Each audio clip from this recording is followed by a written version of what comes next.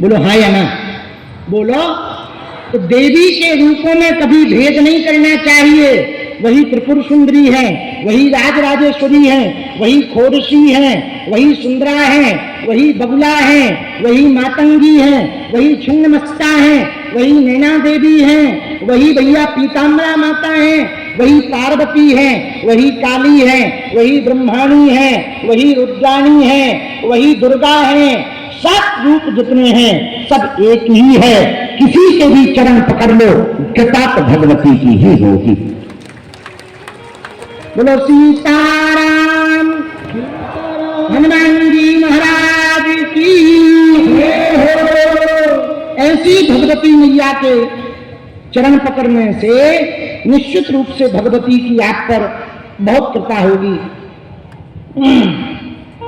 एक किसी ने प्रश्न भेजा, कितने बज गए? 3:30। अभी तो टाइम है, तुम लोगों को जल्दी तो नहीं है? हाँ ठीक है, बहुत अच्छा। फिर तो भगवान की बहुत कृपा। बस गर्मी भरे ऐसी लग रही जैसे सकला सब आदमी उबलत हो, वही हाल है। हाँ भयंकर गर्मी है भैया, हनुमान जी बचाए। लेकिन क्या बताएं, पंखा तो लगे हैं पर उतने काम नहीं कर रहे हैं। अच्छा, गर्मी दो प्रकार की होती है, एक मौसम की, एक पैसा की। मौसम की गर्मी तो ठीक करी जाती है एसी लगा के, पैसा की गर्मी तो जब तक निपट ना जाए तब तक नहीं शांत होती है। बोलो सीताराम, जोर से बोलो, और जोर से बोलो। हरे हरे महादेव, हरे हरे महादेव, हरे हरे महादेव। किसी ने हमको पत्र भेजा था, पता नहीं वो कहाँ चला गया। एक तो बुढ़ापे का शरीर बेकार होता है।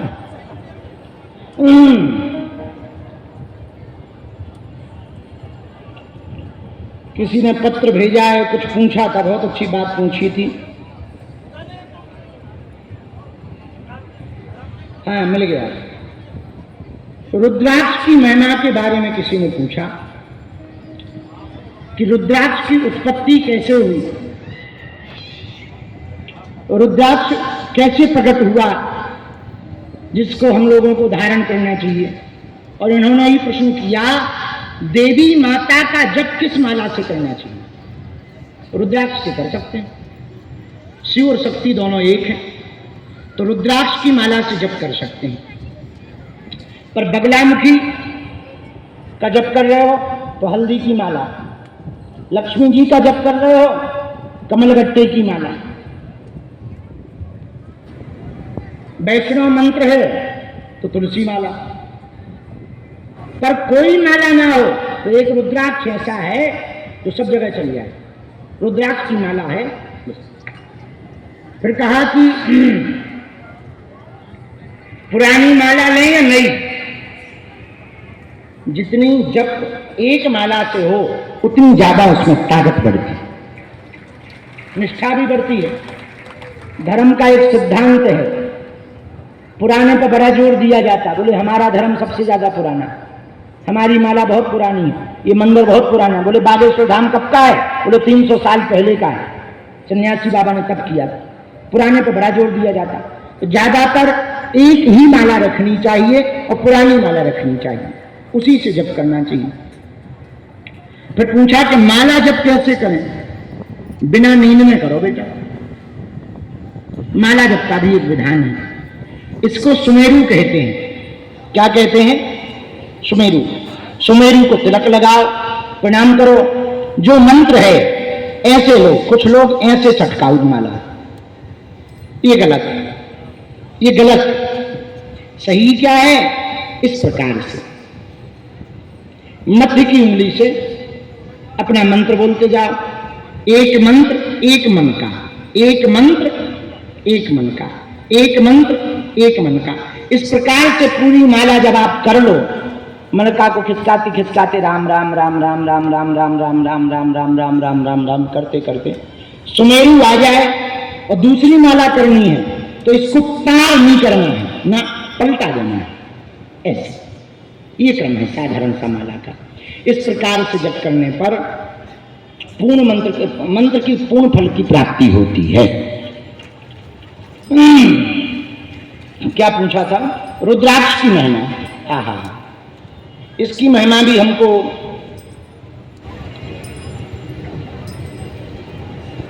देवी जी के इस चरित्र में ही प्राप्त हुई है। हनुमान जी महाराज की जय हो, गौ माता की जय हो, श्री बागेश्वर बालाजी की। देवी भागवत के एकादश स्कंद में रुद्राक्ष की महिमा का वर्णन आया है, उस अनुसार सुना। एवमेव पुरा पृष्ठो भगवान गिरीशः प्रभु सन्मुखेन च रुद्रस्तम यदुवाच श्रुष्टत। नारद जी बोले, हे अनग, आपका महान अनुग्रह हम पर है भगवान। आपने हमको बहुत सी बातें रुद्राक्ष के विषय में बतलाई, लेकिन इसकी उत्पत्ति का कारण हमको बताइए। रुद्राक्ष की उत्पत्ति का प्रश्न स्कंद कुमार यानी कार्तिकेय जी ने भगवान शंकर से भी पूछा, हे भगवान, आपके गले में भी रुद्राक्ष की माला है, आपकी उपासना में भी रुद्राक्ष की महिमा है, ये रुद्राक्ष इतना पवित्र क्यों है कि आपको अति प्रिय है, और रुद्राक्ष को आपका ही रूप क्यों कहा जाता? कृपा करके रुद्राक्ष की महिमा बताने की अनुकंपा करें। तब ईश्वर बोले, हे सदानंद, शुणु षण्मुख तत्त्वेन, शुणु षण्मुख तत्त्वेन कथयामि समासतः। संक्षेप में ही सही, पर हम यथार्थ रूप में रुद्राक्ष की महिमा तुमको बता रहे हैं। प्राचीन काल में एक दैत्य हुआ। बोले कौन? त्रिपुरो नाम दैत्यस्तु।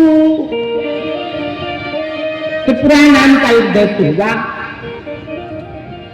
वह अपराजेय था, कोई जीत नहीं पा रहा था, अजेय था, कोई पराजित नहीं कर पा रहा था, कोई उसको हरा नहीं पा रहा था।